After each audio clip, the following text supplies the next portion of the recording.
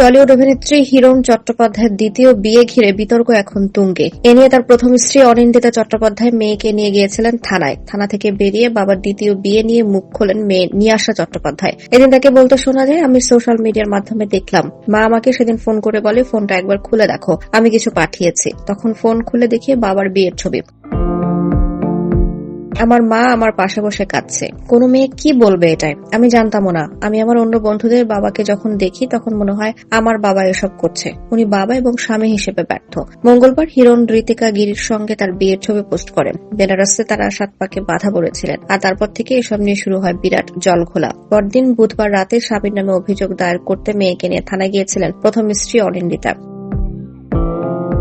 তার অভিযোগ, স্বামীর সঙ্গে আইনিভাবে ডিভোর্স হয়নি তার। এদিকে নায়কের প্রথম স্ত্রীর অভিযোগের প্রেক্ষিতে নতুন বউ ঋতিকা জানান, মঙ্গলবার নয়, অনেক আগেই তিনি ও হিরণ বিবাহ বন্ধনে আবদ্ধ হয়েছিলেন। হিরণ তার প্রথম স্ত্রীকে নাকি ডিভোর্সের নোটিশও পাঠিয়েছিলেন, আর অনিন্দিতা নাকি তাদের বিয়ের ব্যাপারেও জানতেন।